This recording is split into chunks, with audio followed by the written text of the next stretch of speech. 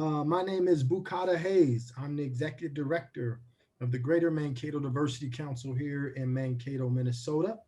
I want to welcome you to our Entrepreneurs of Color virtual sort of meet and greet and celebration.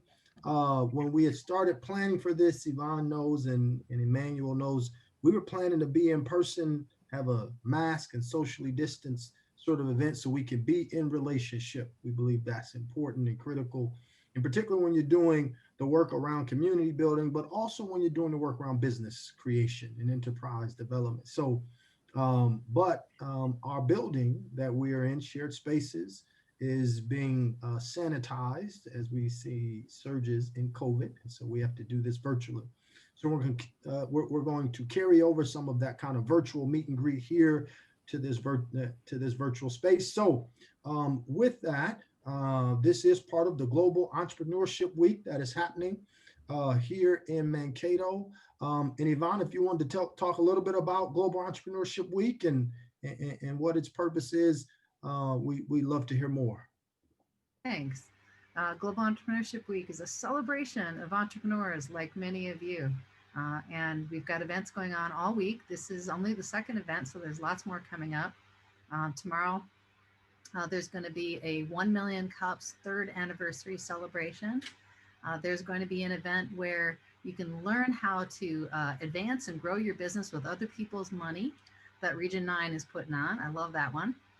There's going to be a event called Big Ideas. That's how to enter and win venture competitions. There's going to be a great event, Women's Entrepreneurship Week event with Maha Abu Elanin. Maha works with Vaynerx, Gary Vaynerchuk. He's also called Gary V. She has helped Bono. She's worked with amazing people all around the world, and she lives in Dubai and is going to be joining us Thursday night. So that'll be very cool. And then the Small Business Development Center is doing an event with Mike Vack. He's the owner of the St. Paul Saints. You get a chance to hear from him. And on Friday, the Better Business Bureau is going to do a great event teaching us how to be better at customer service, which I think is always important for every entrepreneur. So cool week coming up. To find out more about that, check out chat. I'll throw a link in there. Thanks for the moment, Boo. You got it. Thank you for letting the council and being Black Excellence around Minnesota be a part of this. And so what we want to do right now is we want to have sort of, and you can see the chat box introduction and icebreaker. So what we want is you in the chat box to one, state your name, and then the answer to the question, if you could start your business today, right? This is about entrepreneurship. If you could start your business today, what would it be? So please type that into the chat box. We're actually going to call on you too to share a little bit, some more insights. But if you could start to type into the chat box your answer to those two questions. The first is pretty easy, right? It's your name. So your name, and then if you could start your business today, what would it be? So I'll give you a little bit of time to type that into the chat box.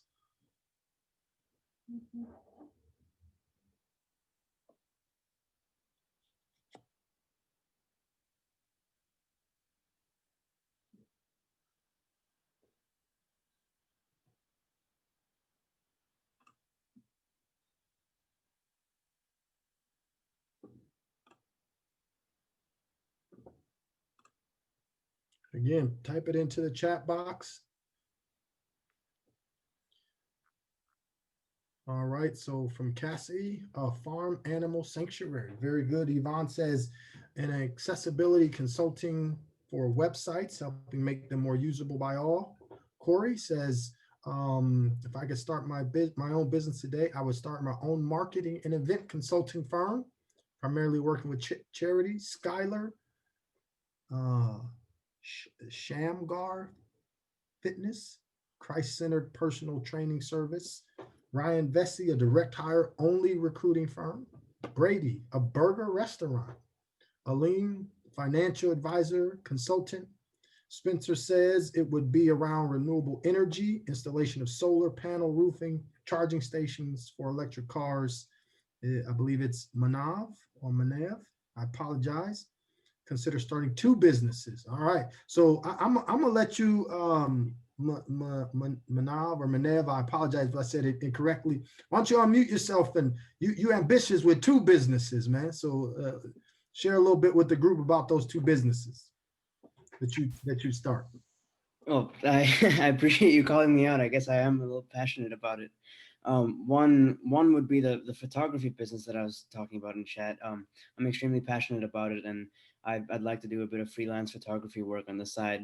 And I guess it would be a side hustle, but it'd still be, my own personal business. And I think the other idea is the project that I'm working on right now with my three other group mates within my entrepreneurship class that's taught by Yvonne. And essentially what it does is it's a new product that we're trying to kind of design that repurposes glassware, where you have shattered glass that's extremely expensive to recycle, and you have this little machine that you throw it in and you design it using computer aided design and manufacturing to kind of 3D print it almost, but kind of redesign it into whatever shape that you specify. And it doesn't really exist already because 3D printing can't necessarily do that. So which is kind of why we wanted to pursue that. Beautiful, beautiful. And how do you say your name, my man? My name Say it again. Manav. Manav. Okay, Manav. Thank you. Very good. All right. So I see some other ones in there. What I'm going to do is I'm just going to call on some folks to share more. So I'll call on let's go with Seth. Is it Forster? If you want to unmute yourself, talk a little bit more about the business you would start. Yeah, I currently am working for my dad back home, who has a basement waterproofing business, and he also has a home backup generator business. So I plan to work into that more and probably, hopefully, take it over in my future. So beautiful, beautiful. Thank you for sharing. How about I go with Brian? Brian, I see you just typed in there. Tell us a little bit more about the business you would start. Yeah, I would start a platform where diabetics can meet and talk to other diabetics, because the first time I actually met another diabetic was here in Mankato. So I've had it since I was 8. So that's just such a long stretch. And it was really cool to be able to relate, share, and kind of just go over tips and tricks or different approaches you never think about. So it was just really eye-opening to me. And I think other people should kind of get experience like that. Beautiful, beautiful. Thank you. I love those. So I work for, as I said it earlier, the Greater Mankato Diversity Council. So any of those opportunities to build relationships and create greater accessibility and relationship, I truly enjoy and love that. So thank you for sharing that, Brian. Let me try Stephen. Stephen, tell us more about your business idea. So I've been watching a lot of videos, and in the long run, I want to own investment in property. I want to be like a rental manager as well too, because my dad has multiple houses before, and he had like rent. The hard part was being, of course, like taking care of the tenants and all that stuff, pros and cons of it. But in the long run, it's more of like, instead of working a Monday to Friday, it's things where cash flow, monthly income comes in, something like that within the future, investments in property. Beautiful, beautiful. Thank you for sharing. Thank you. Let's go with Nathaniel. Is it Tusek? Maybe unmute yourself and your video and share about your check. Yeah, close enough.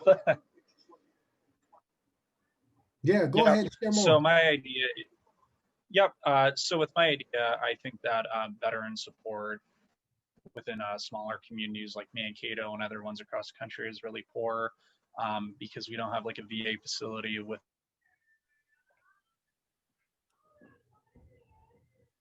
Legion do, only base support that does not have alcohol within that setting.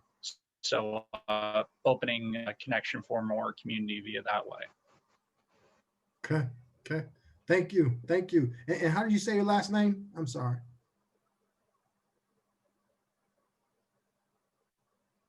We might have lost you, Nathaniel.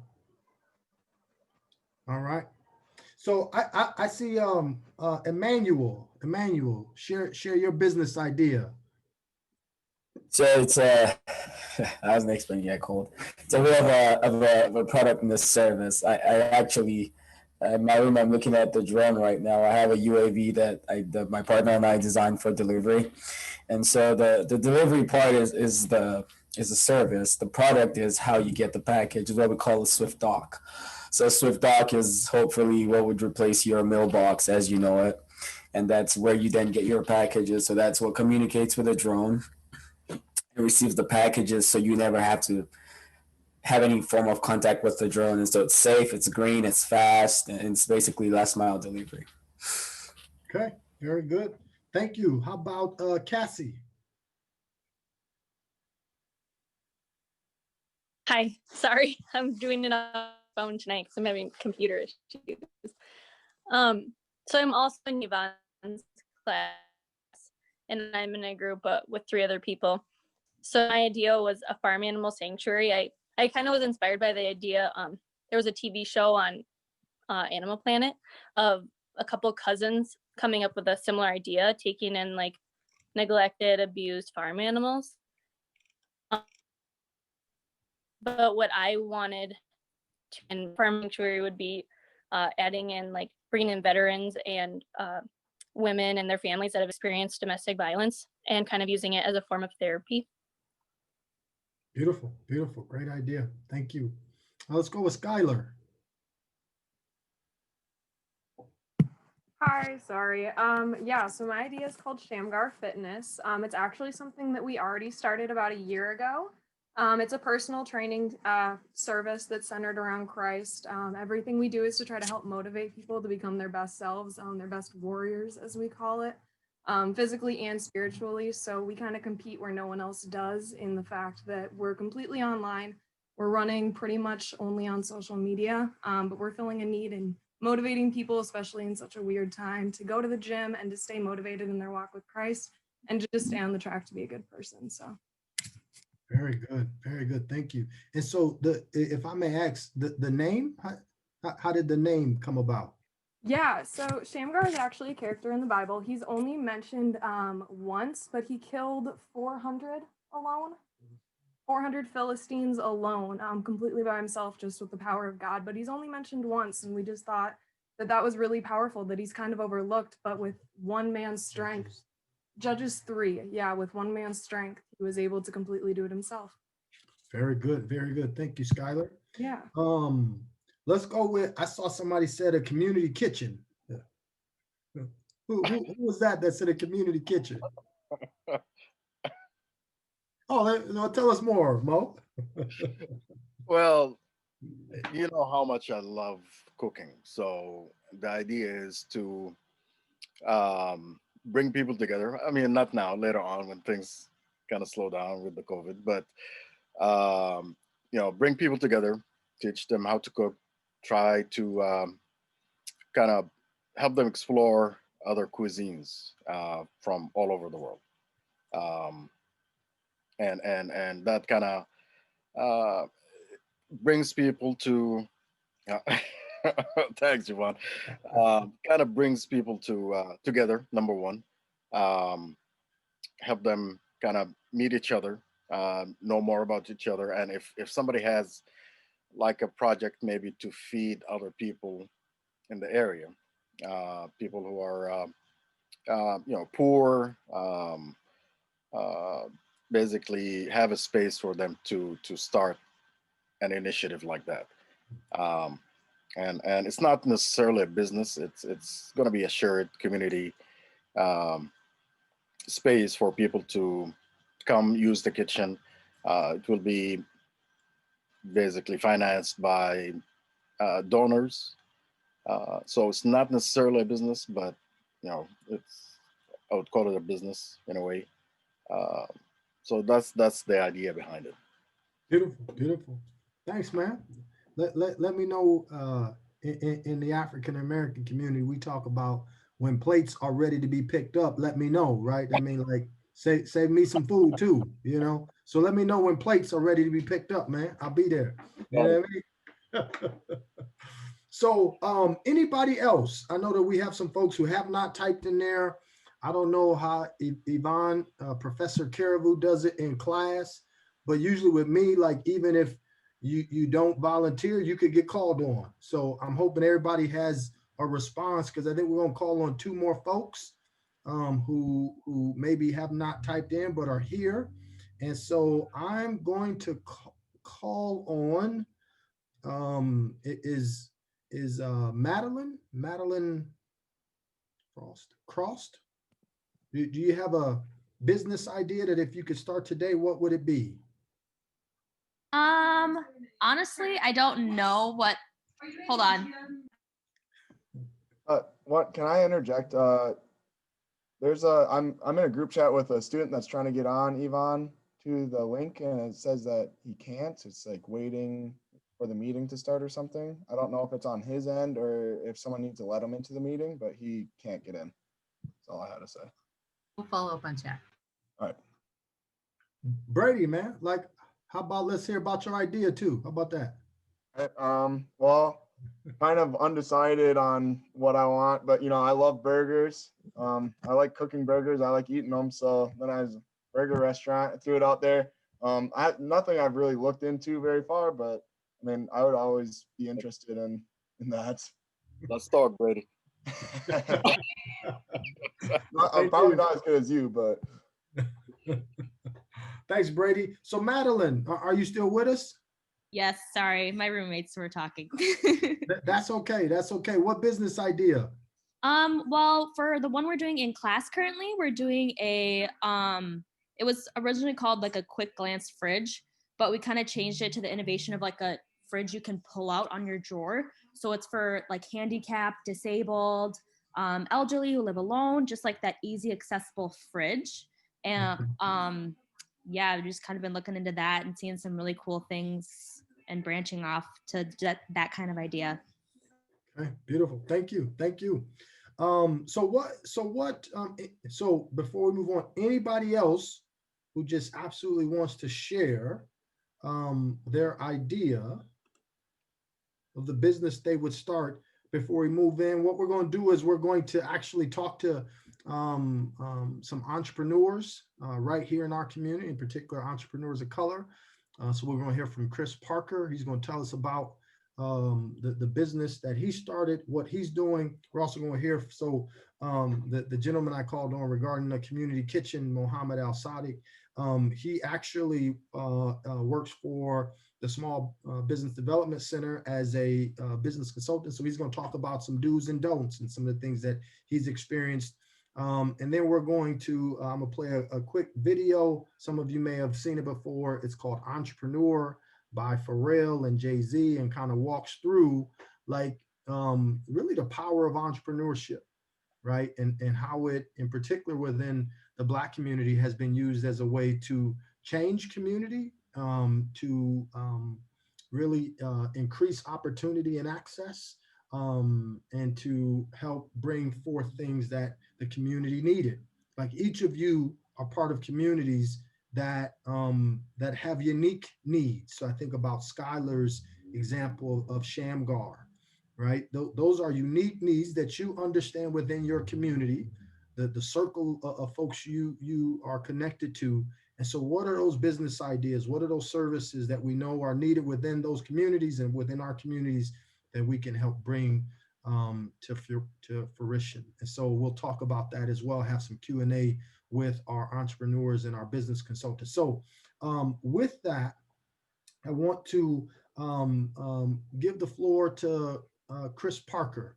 And so Chris Parker is a business owner here in Mankato, an entrepreneur. And so Chris, if you can share with folks on the line what your business is, kind of the story about how it came to be, and then any sort of advice or sort of pivotal moments for you as you were making your business happen. Hi everyone, I'm Chris Parker. And so, Chris, you'll need to speak up as you, so everybody can hear you. I know. So just so y'all know, I've known Chris for a while. The brother's extra cool, like me. He's just a smooth brother. So but yeah, just speak up a little bit, and then everybody can hear you. All right. So my business is called Self-Made Glory. It's empowering creatives. What it is an entertainment company / record label. I have a recording studio here in Mankato, Minnesota also. And it's just to help artists, every aspect of the music production need. Kind of got started by getting screwed over in the music business. And for me, all it takes is one time before I learn like I'm not ever doing that again. Um, what had happened is, just being super passionate about songwriting, shared my music with the wrong friend, and they shared it on Facebook in a Facebook group and kind of went viral in this little group. And then next thing I knew, it was on the radio as somebody else's song. And it all happened so fast, couldn't believe it. But friends started to change, family started to change for the good, some for the good, some wasn't so good, but it just made me want to help other artists that might have been in the same position I was in, who wasn't knowledgeable about the business aspect of the music industry. I think the industry part of the music business always gets left out. And from learning how to make beats to I already knew how to write songs, to mix and master audio, to global distribution, reaching out to blogs, kind of every step of the way, just end up turning into a small record label.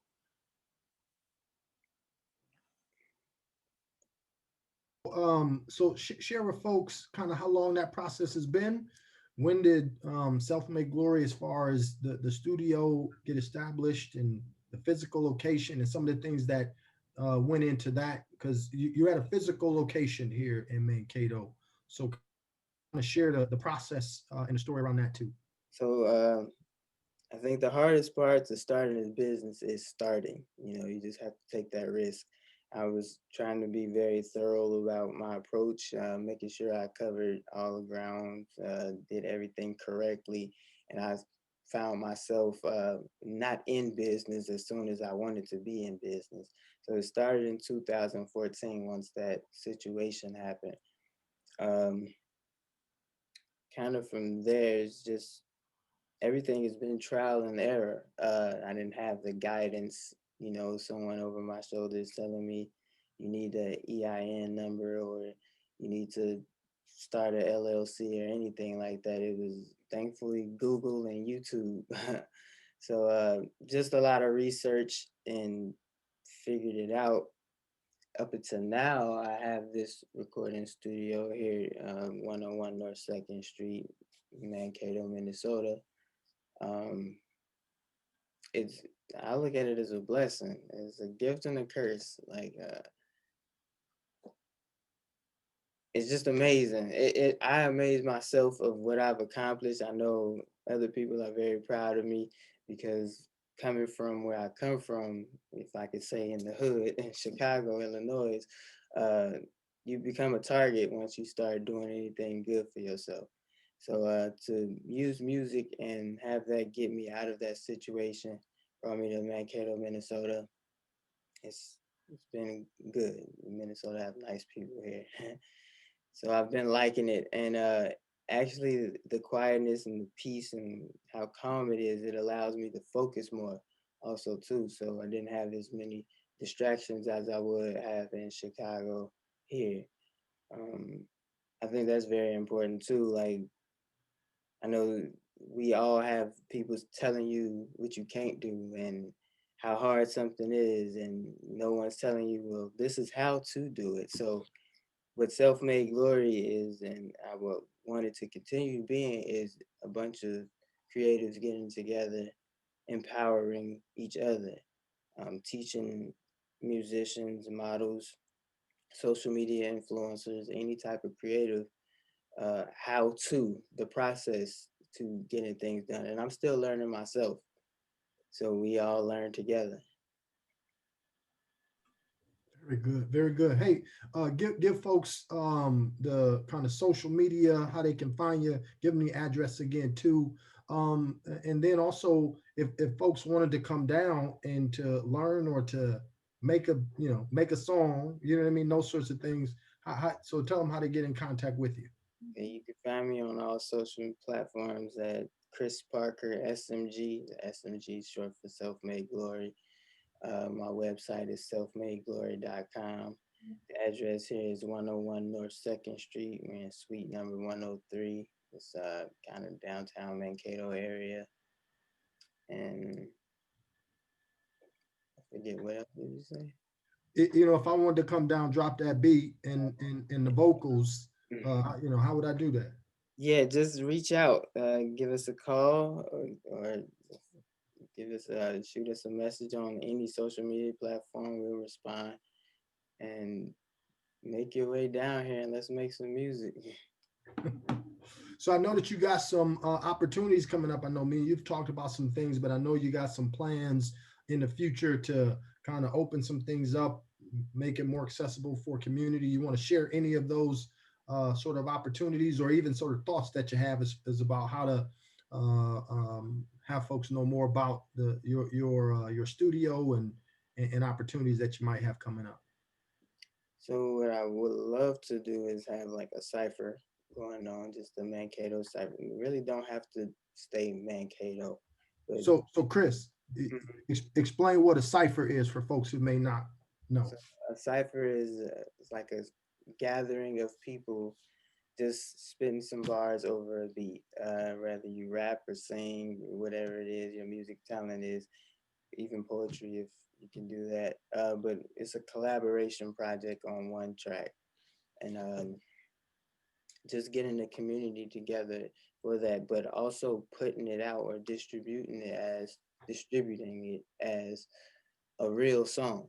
Like a lot of times when you hear a cipher song, it's over an instrumental that someone already used, or so it's kind of like a remix. But if you can do the same thing and get a collaboration project with artists and put it out correctly, everybody profits off of it. Knowing the business aspect, we would make sure each artist get royalties for the rest of their life, which is life changing if you think about that, because a lot of musicians, they want to live off their music, and this is a way to do so.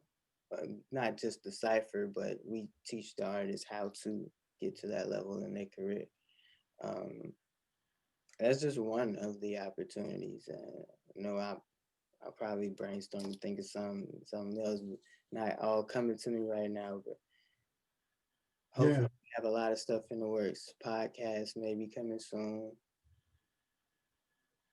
Yeah, very good. Appreciate it, man. Appreciate it. Thank you for being here. Again, we're going to have a panel sort of question and answer from folks here in a little bit. So appreciate you sharing your story, kind of sharing your passion, your vision, and then look forward to kind of your responses as folks ask questions about your business, about your business journey. So with that, I will turn it over to Mohammed Al Sadiq. So I call him Mo.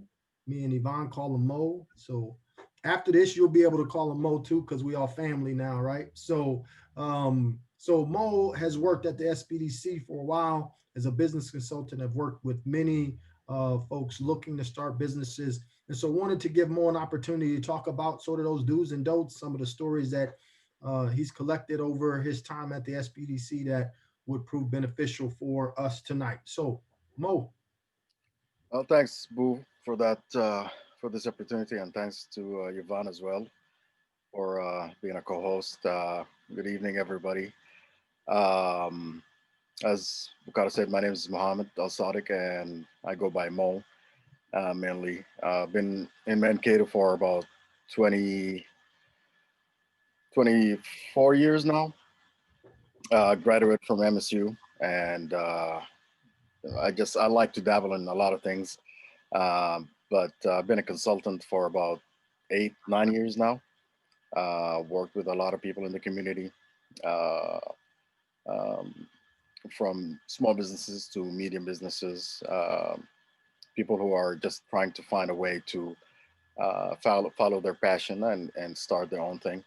Um and a lot of the people that come to me when they're looking to start their own business, everybody has a lot of questions, many different questions. And as a team at the SBDC, we try to uh, guide them the right way. We have people who specialize in different things. Each consultant have their own specialty. from accounting to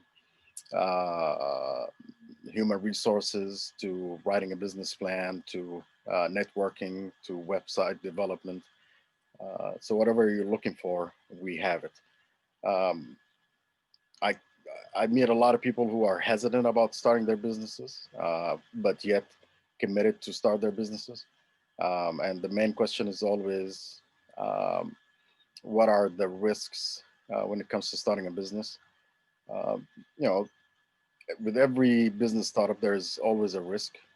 But at the same time, if you follow the guidelines that we give you, you shouldn't have an issue. Um, and the main concern is always finances. People come to me and say, I have this and such saved to start. And my advice to them is always to do not dump all of your money into it first. Make sure you have the right business plan. Make sure you have all the projections for the next 5 years or so. Make sure you have all the legal questions answered. We do have that as well when it comes to legal questions. We do have a legal clinic, and it's free for everybody who's looking to start. Um, so the main thing is to start. So when I meet my clients for the first time, my first question is, do you have a business plan ready?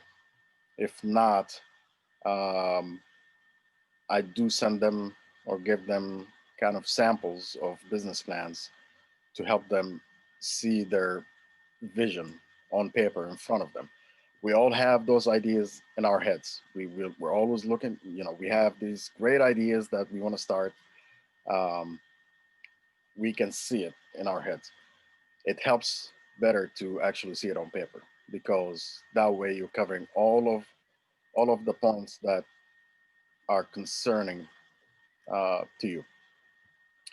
So basically, business plan first. Take your time on it. We meet again. We go over it. We discuss it. We communicate via email, and especially these days, we do a lot of emailing, a lot of Zoom meetings, and I sit down and I actually go through the business plan itself and I edit it and send it back so they can see exactly what they're missing.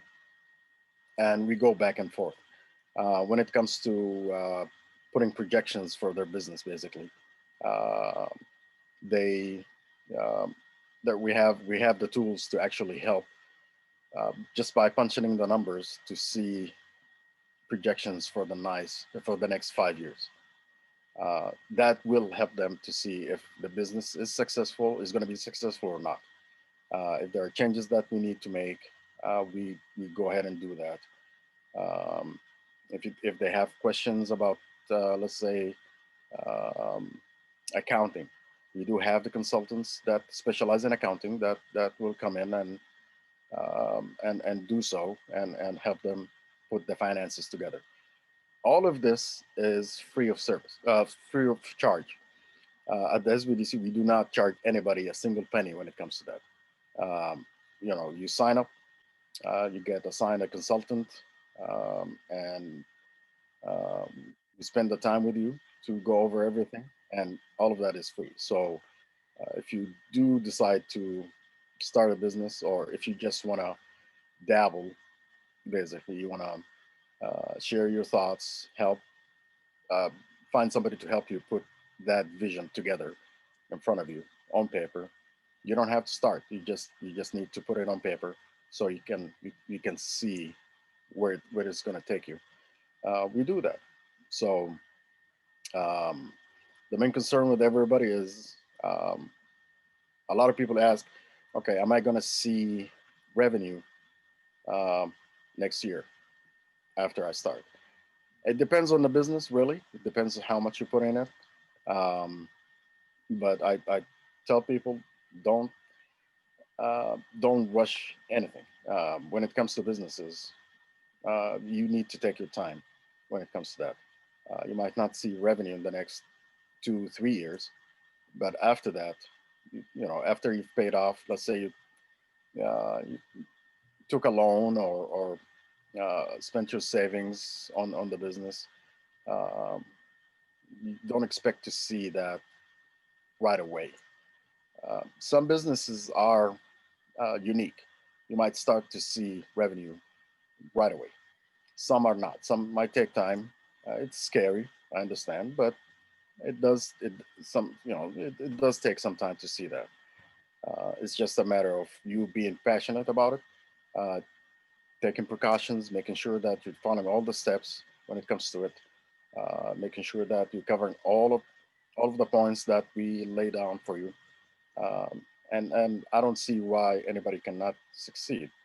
So basically, you just gotta follow those steps, and we'll help you through it. Even after you start, it's not like we get you started and then we forget about you. No, we keep up with you because some people might see success and they want to expand, for example. All right, let's sit down and go over that and help you expand. So basically, the sky's the limit. You just have to follow those steps that we advise you to follow, um, and everybody should succeed. I don't see why not. All right. Thank you, Mo. I appreciate that. Well, again, you're going to stick around for the panel. I did want to open it up as we do have a professor in our midst. If you wanted to add anything, Yvonne, I know you have your class here and working with the class on these sorts of things. So anything that you wanted to add right now, we'd love to hear. I thought Chris and Mo both said a couple of really great things. Chris said, starting's the hardest part. And isn't that true for like every project? Whether it's a project at home or a new thing that you're getting going, it's just the all right, I got to get off the stick and do this, and get working on it. And I think that entrepreneurs are people of action. There's a lot of folks with ideas, and we talk a lot about great ideas and that there's tons of ideas out there, and we should, tap into all these creative ideas. Ideas are a dime a dozen. There's a ton of ideas out there. Like Mo said, it's the people who put it on paper, who call up and get help, whether it's the SBDC or, somebody else that helps you. It's the people who take action and start working on it, but eventually build something, you know. So a lot of respect to both of you. And Chris, this is really cool. I mean, a recording studio here in Mankato that does what you're doing, that's really neat. Yeah, very good. That's Thank awesome. You. Thank you, Yvonne. So what I would like to do is to show you a video, right? So this is a music video. Some of you may have heard of Pharrell, but I thought it really captures kind of this entrepreneurial spirit, what it has done for um, um, folks who follow that passion, who are in a place to do that, and they act on it. So I would agree with Yvonne that the ideas are a dime a dozen, but it's the action that moves forward. It makes me think of a quote that I heard from someone recently, and the gentleman's name, I'll remember it here in a minute, but basically, and it speaks to this notion of like, are we asking the right questions, right, as we begin to get into work. But what he said is that answers aren't unique, answers aren't innovative, answers aren't creative, the questions are. And so, like, what questions are we asking that are innovative, that are creative, that are unique, that move us forward, that then gives us the answers, right? So, answers aren't kind of innovative and creative and unique. The questions are. And so, I think about as you are beginning your journeys around entrepreneurship, what are those really unique and innovative and creative questions you're asking yourself that then you seek to answer in terms of your business. So I'm going to share my screen. Let me make sure I still have it up here. So So if you just saw Yvonne type boo into the screen and you're wondering boo, because there is another connotation to boo, and her actual boo might, I think is on the screen, but boo kind of in a new term, Yvonne, is like your special other. And so she typed boo in there. That's my nickname. So now all y'all can call me boo as well. But y'all know what I'm saying. All right. So I would never ever cross Lisa, huh? She is fierce. yeah, she is. But I just wanted to say that because I know there's probably some students like, did she just call him boo? So I just wanted to clear that up. So, all right. So let me make sure I still have that up. Yes. Okay. So again, I thought the video was sort of apropos for our conversation tonight that we will continue. I find it inspirational. I hope that others may find it inspirational as well. So here we go. All right. So reason I show that video, right, is we talk about entrepreneurs of color.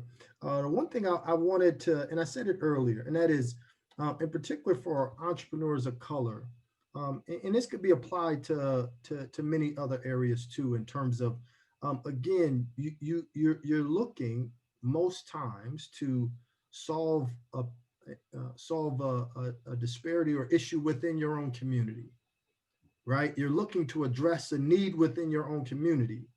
And by doing that, you create a marketplace, right? You create options for your community to be empowered, to grow, and then to connect and build other communities as well. And so those are some examples. Now, those are some high profile examples, but I think all of us on this call would admit that starting whatever business idea we said in the chat would impact people and would help people and would like create community and address a community need. And so for me, as I think about entrepreneurship, I think about what are those needs our community has that we can address, that we can play a part in solving.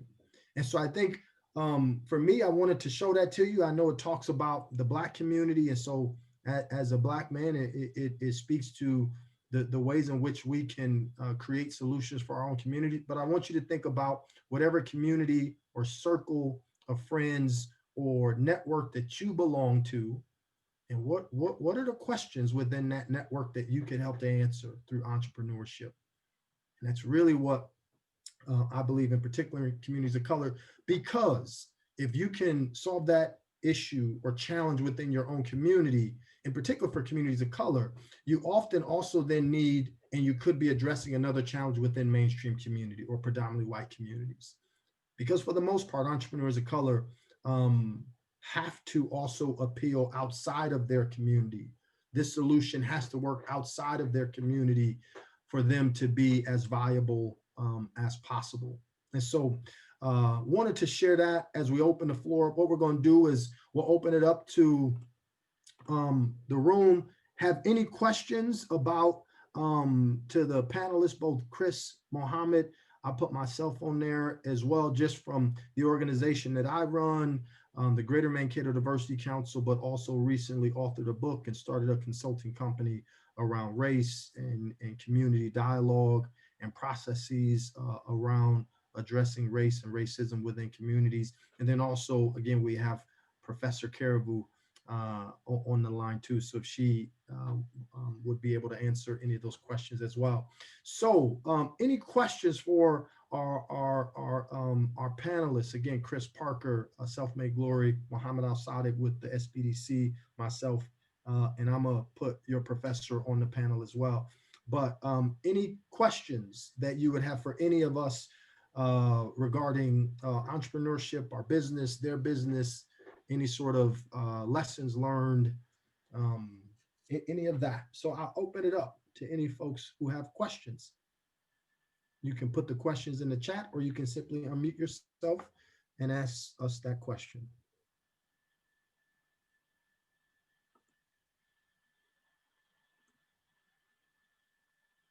So I'm sure location has a lot to do with how successful your business can be. So this question is directed towards Chris. Um, why Mankato for the music industry? Well, Thanks, Brady. that's a great question. I feel like it's a lot of talented musicians, a lot of talent period here in Mankato. And if maybe they just had more direction as far as where to or how to get to the next level in their career, we could all utilize that and come up together. And of course, COVID happened, so it keep keep me from traveling, keep us all from going different places. But I felt like Mankato is definitely a place where there's a lot of talented musicians out here, and why not, extend my knowledge and services to artists that's local here. Right. Thank you. So Brady, and Yvonne and Mo, you could talk to this too, but to the location question, I also, so location does matter.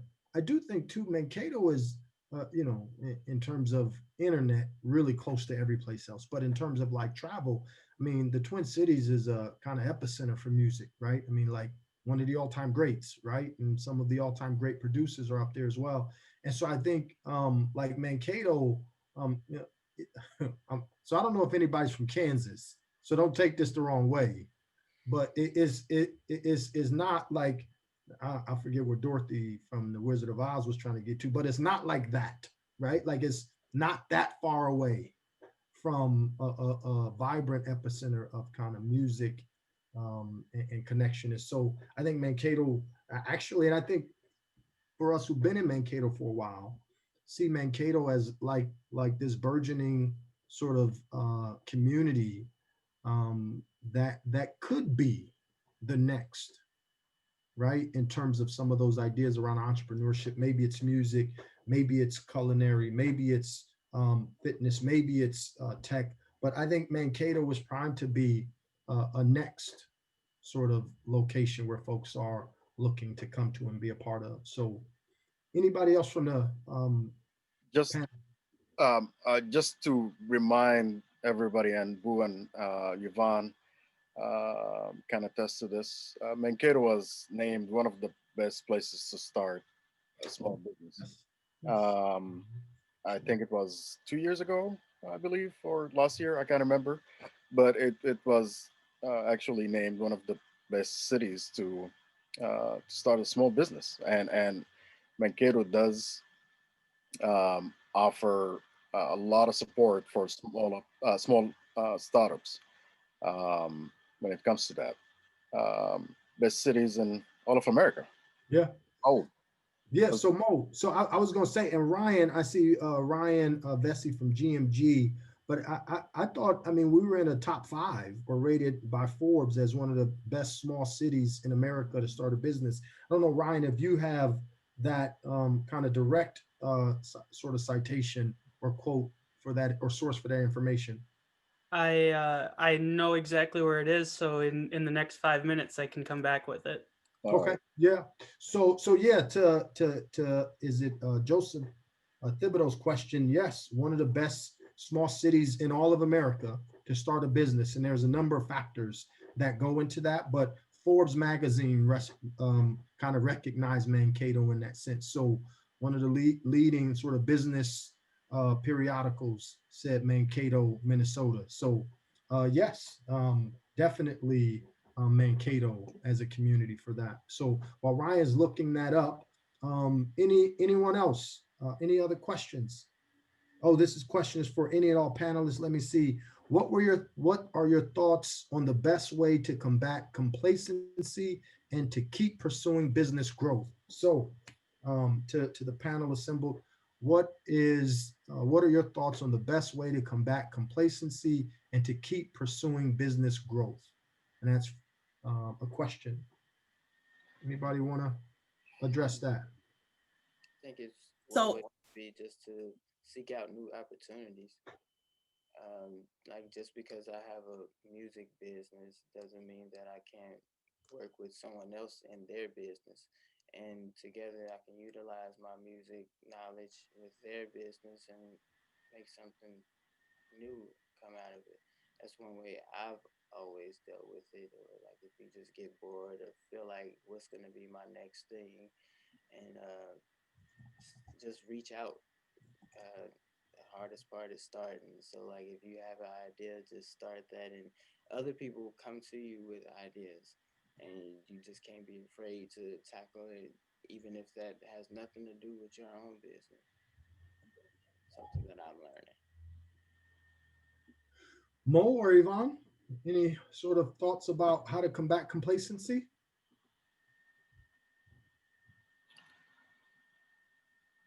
I'm still thinking about the other two questions. So Yvonne, if you want to chime in, and I'll come back to you. I don't know. I've always felt like when I'm working on my business, complacency isn't my issue. It's stopping. I'm in love with the project. I think I'm doing the greatest thing in the world. My company brought internet access to this part of the state, and I was on a mission to make sure my kids could use the internet and small businesses around here could be on an even playing field with places and other places. So, I mean, every day I was excited about it. So it wasn't complacency that was a problem. It was more I need to get some sleep. I would say, and I think this speaks to Chris's point. I think any ways in which you can figure out how to collab, right? Like, how can my business benefit another business, or how can another business benefit mine?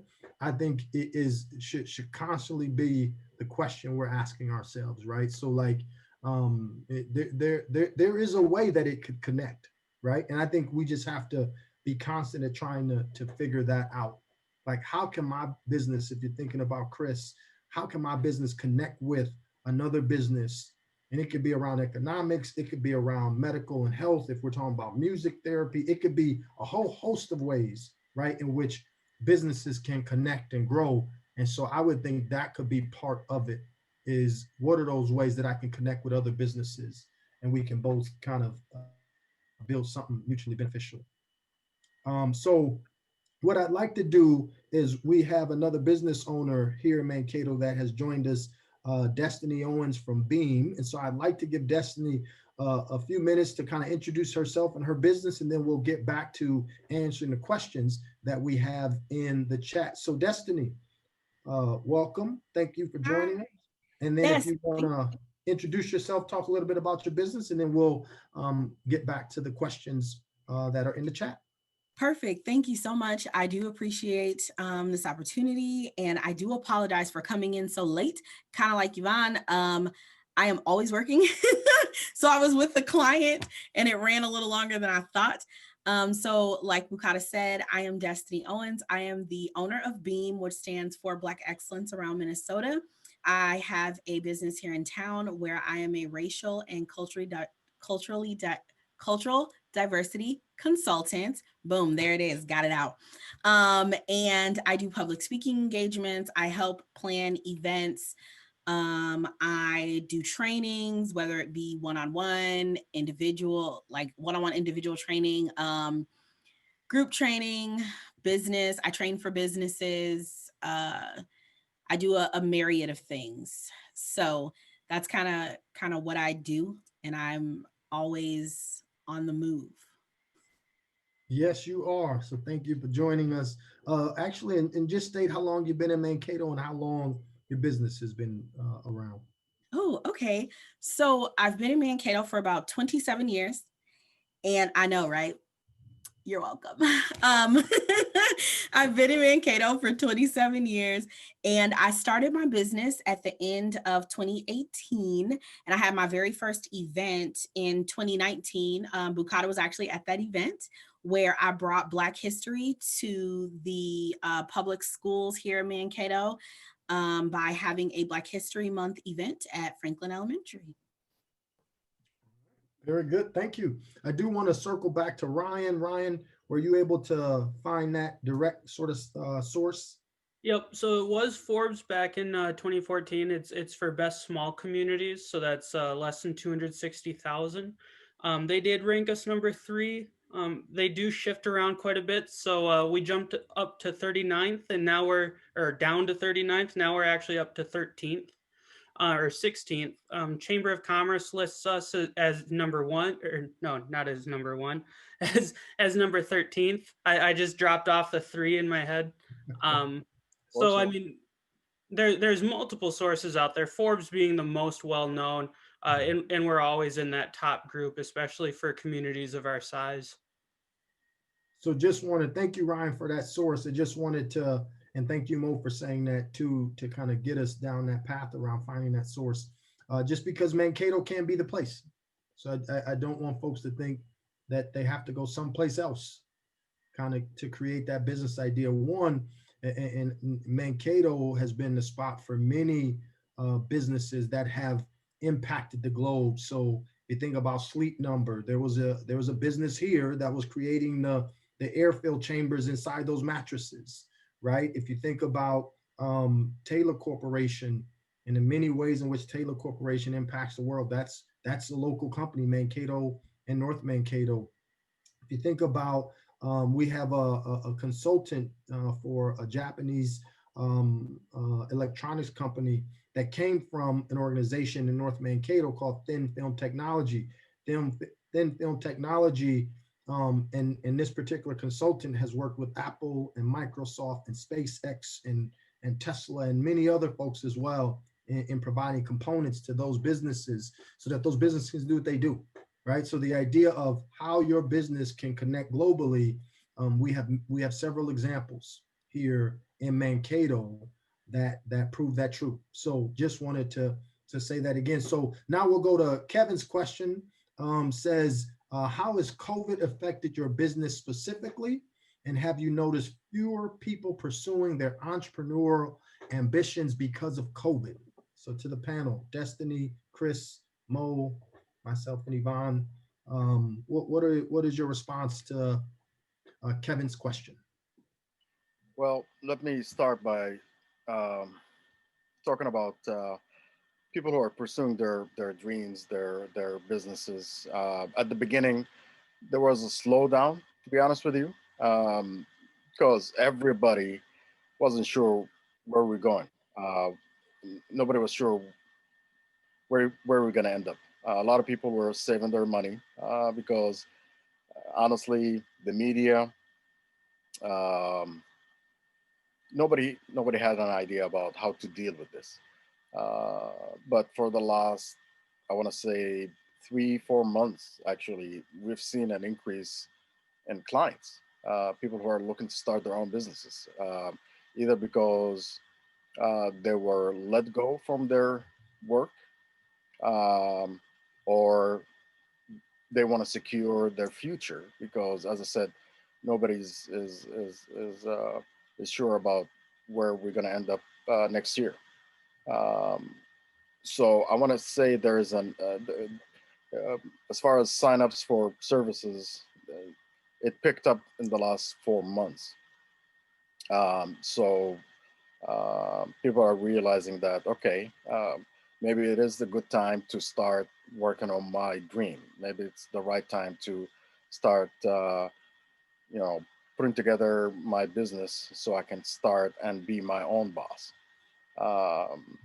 Nobody's certain, as I said earlier, where we're going to go with this, because even though, we're talking about the vaccine and finding a vaccine and people are going to get vaccinated and things are going to slow down, that does not mean the economy is going to recover right away. So people, they basically taking the initiative to get started on their own thing.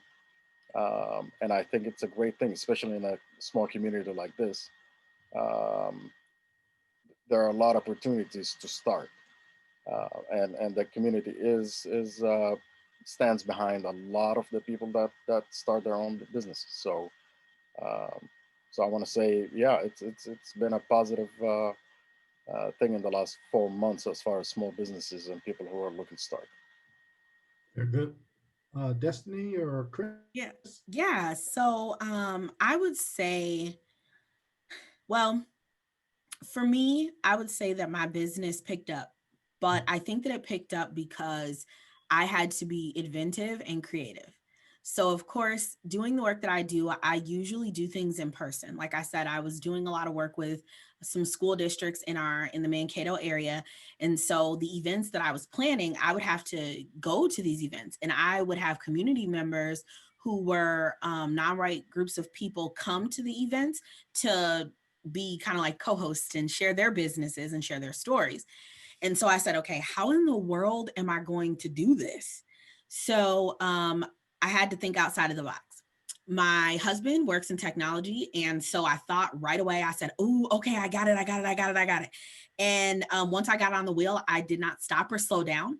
And so I started to offer a lot of things online. I started to do a lot of things, virtually through Zoom and through Eventbrite and all these other things. I started to tap into all of the markets and I broadened my spectrum. So instead of only doing things with the education system and bringing Black history and Native American history and Asian American history and all these Latinx history and bringing it only to the schools, I broadened my spectrum. And so now I work with groups of individuals and I go to different events and speak at those events or help to host those events, things like that.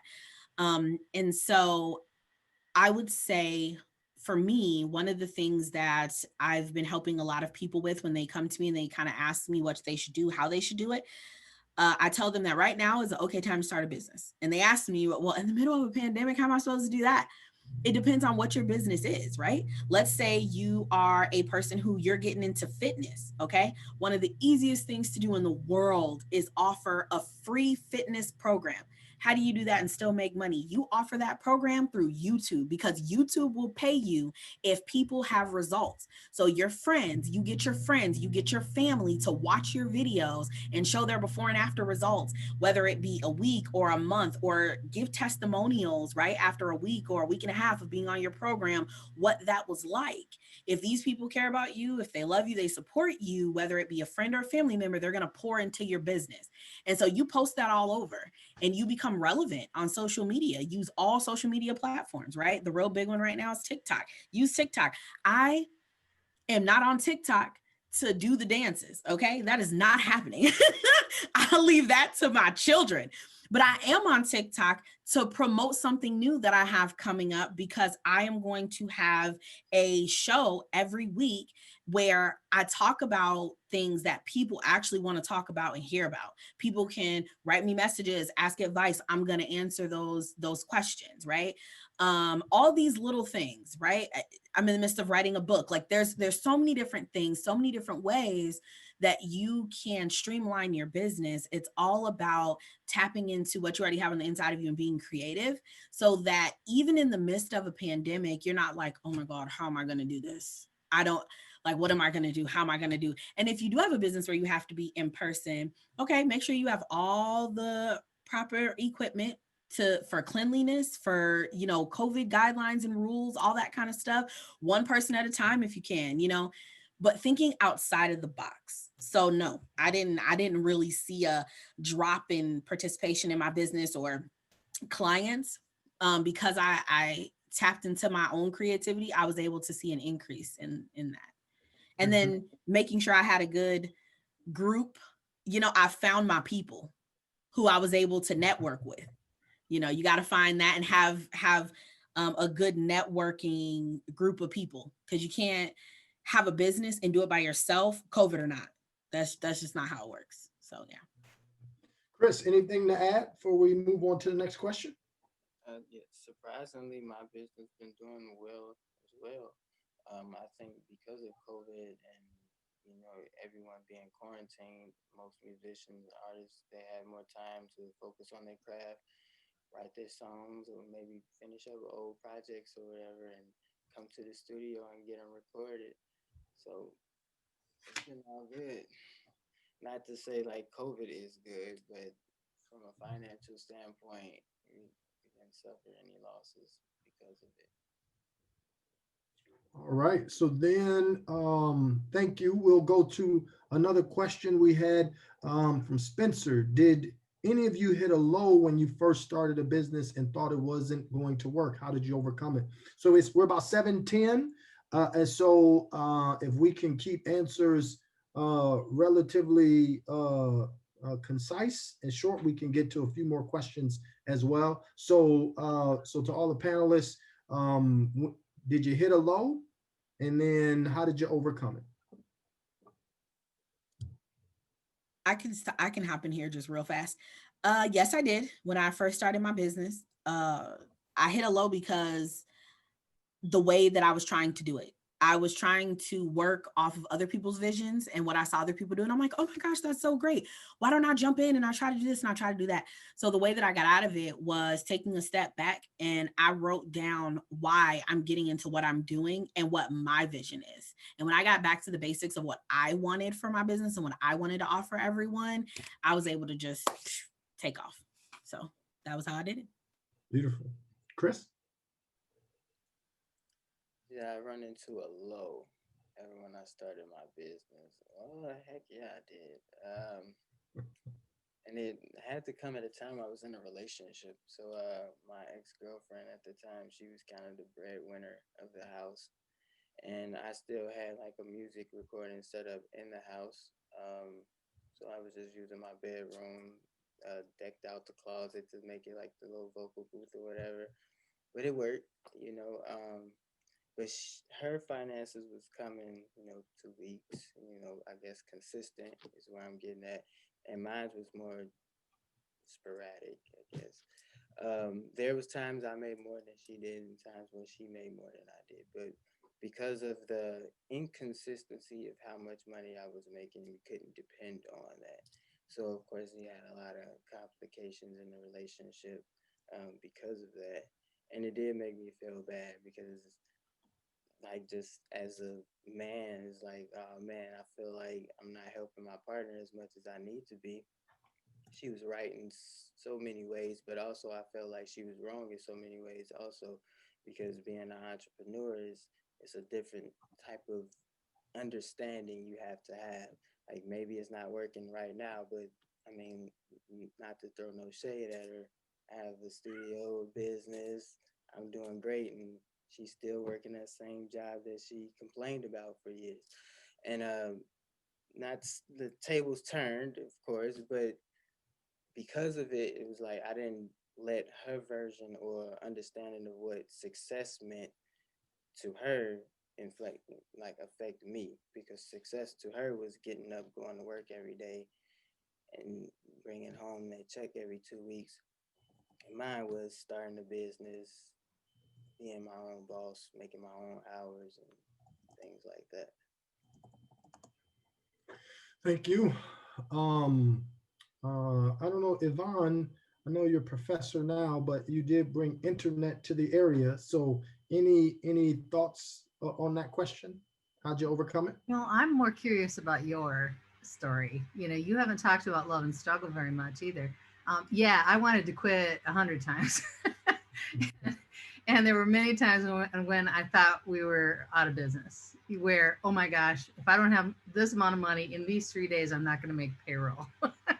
And that's scary. That's terrifying. But I guess I'm optimistic enough to always believe that it's going to come. It's going to be fine. It'll all work out. And it always did, and I always figured out some way to make it happen. But how about you with love and struggle? Yeah. So I have two. I have two to that point. Just quickly. One, yes, absolutely felt like quitting. So one time, so the nonprofit I run runs really like a small business, right? Like I'm responsible for making sure everybody can get paid, and I failed at that one time, and I could tell you that drives me like more than anything is to make sure the folks who depend on me to have a paycheck get a paycheck, even if I don't, right? And so I think for me, that's what helped me overcome that was understanding that there's folks depending on me, right, to do that. And so how do I do that, and how do I make it work? And then the other thing was I think when you start a business, I believe most times you're doing it out of passion, out of deep investment in what you're involved in. And I think I just continue to go back to that, to say, man, I know why I got involved. I got involved to kind of build relationships. So if you talk about love and struggle, I got involved to impact the lives and improve the lives of folks of color, and specifically Black folks. That's ongoing. That never stops. So I can never say I stopped or I can't stop. And so I think that's how I would answer that question. We have another question from Skylar. This goes to Chris in particular, but others can answer too. And that is, for a company trying to get their name out on social media, and Destiny spoke a little bit to this too. And bringing new clients, what would you say is the best way to approach that? Especially when there are already so many influencers and she's speaking specifically to the fitness industry. So Chris, what's the best way to approach kind of getting your name out there on social media, and Destiny as well, if you wanted to add to that after Chris? I think it would be connecting with whomever you're trying to collab with on a genuine level. I see so many spam messages come through and I kind of just ignore it for my own business, but I'm sure other businesses or people see the same thing. So having that genuine interest in what they're doing, and if you can somehow show that, maybe like watch their YouTube videos, click their link, find out more information about them. If they have a website, click on the About Me part of that website and read their story, so you can make that genuine connection with them when you reach out to them, because they would appreciate it more. And with that, just that alone, it'll set you apart from the other people that reach out to them wanting the same things that you want from them. Destiny, Yeah. Yeah, I would say in terms of reaching out and getting people on social media, I assume that you're talking about like clients and how to make your business kind of pop. So my first thing of advice would be to find something that separates you from everyone in your industry. That's something that you have to do. You have to find that one thing that you are going to give that nobody else can give, right? For me, it's my mouth. Growing up, I was always told that I talk too much. And so I turned that into a business for me, right? It's a part of what I do. I get paid to have public speaking engagements. And so that is one thing that even for me reaching out to people, they can go and click a link and find a news broadcast about me, or find, an event that I spoke at. So finding that one thing that will make you stand out from other individuals who are in your field. What makes you you, right? I think about Chloe Ting. I don't know if you've ever heard of her. She's a fitness person, but what is different about her compared to so many other people is that she offers her fitness program for free and she gets paid from YouTube. So she's offering it for free to people, but she gets paid from YouTube because millions of people watch her videos. So that one thing that just makes you different. That's all. So Destiny, you weren't here earlier, and Skylar talked about her fitness industry and it being Christ-centered. And so I think my insight, Skylar, would be like that made me okay. That difference. That's the difference. That's the difference, and it makes me excited. And because I'm a Christian, so I was like, "Oh, girl, what?" Because honestly, just offering something different, and even making sure that you send flyers, because you will be so surprised how many people within congregations are like, "Okay, we got to work out, we got to get healthy, we got to do this, we got to do that," and they want to participate in so many things. Like I would love to do like aerobics and stuff, or, all those kinds of things. But sometimes it's just hard for me. I get in there in the music and I'm like, "Ooh, I'm okay. This is a little different." I mean, I'm there for the effort, right? But it's not, so that one thing is what would set you apart from other people. You know what I'm saying? Putting that out there and making sure that people know it's Christ-centered, because then that's a whole group of folks who will support you and be in this with you, that's a whole different situation, and that sets you apart from literally everyone. Mm-hmm. So it makes me think of Skylar, and folks who are in kind of Christian circles may understand this, but and those not, I could tell you about it. But Dave Ramsey, like if you oh yeah, that's the thing that he did, right? He said, we all know Dave. Financial literacy, but I'm gonna do it from this particular point of view that I know other folks. And I think you have a similar thing. You're saying, I'm doing it from this point of view, right? That reinforces some things about me and my beliefs. And so I would say search out folks in particular on social media who may have that a similar sort of lane that you're walking, and maybe they're doing other things, right? But I think you would find a natural connection point into Chris's statement about what's genuine. I think you would find a natural connection point that's genuine with whatever their business is and how that could connect with your business. We have to Ryan says, how does for those of us on the panel, how does Mankato compare when it comes to the ability of people of color to start businesses and succeed? And if we have some shortfalls, are there any barriers to starting and succeeding that we could remove?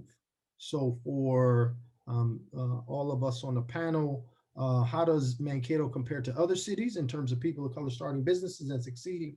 And then if there's shortfalls or shortcomings, how can we remove those? Well, let me just say, we, to be honest, we are behind when it comes to minority-owned businesses.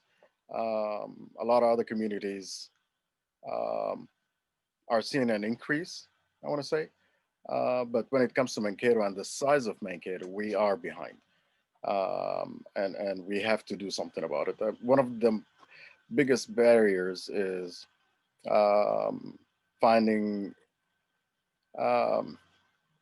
financing those small businesses that are looking to start. And it is a proven fact that banks and financial institutions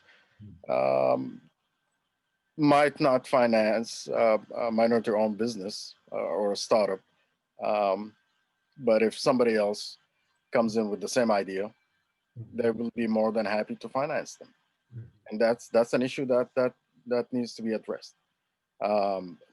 But at the end of the day, people don't know about a lot of other opportunities that are available. We're talking about angel investors. We're talking about people who are looking to invest in minority-owned businesses. We have grants. We have so many other things that we can tap into. So we need to find a way to market that. We need to find a way to make sure that people of color do know about these resources. And so it's a matter of getting it out there. That's one of the biggest barriers. Everything else depends on the person who's looking to start their own business. We just have to make sure that they follow all the right steps to ensure that they succeed. I've seen a lot of businesses that start and within 6 months they close because they did not follow those ideas and suggestions that we gave them. So we do have to ensure that they do so. That's why I always say, even after they start, I make sure that I keep up with them to make sure that they are doing all the right things to stay in business. Very good. Thanks, Mo. Destiny or Chris? So I would say, yes, I think that Muhammad had a point that Mankato is behind in terms of minority-run businesses, but also I think that I feel like it's a good place to start a business because there are a lot of resources out there. We just have to do a better job of knowing what those resources are, right? Sharing those resources in terms of financial resources or even people who can help you start your business, things of that nature. I think that in comparison to other places, I guess really you have to look at demographics, right? And you have to look at, right, if it's a smaller place or a larger place, if it's the same size as us, things like that. And then also wondering, okay, so if someone does want to start a business, how are they doing it? Because a lot of the time when businesses fail, it's because they're not educated on really how to run it. They have this vision and they just go, but they don't know there's no gas, right? So they have gas initially, but then there's not a refill of that gas. And so they don't know what to do and how to move on. And so I think that when we talk about barriers, that would be one of them, is that people just really struggle to know what to do after that, because they don't know that there are people in Mankato who can help them start a business, in terms of giving them the information that they need, helping them decide whether they should be a sole proprietorship or LLC, knowing that they should have business insurance, all these different things that they should know, because they just took their dream and their vision and they just ran without really knowing the meat and potatoes of how to run a business. Very good. Chris, anything? Your vantage point? Starting, I feel like you can start the business anywhere. It doesn't have to, or it shouldn't be so much of a barrier based on location. I mean, everyone has access to irs.gov, and to think about a business plan. I believe like that's what it takes to start. And once you get that stuff figured out, then it's thinking about the location and the demand for the market that you're in.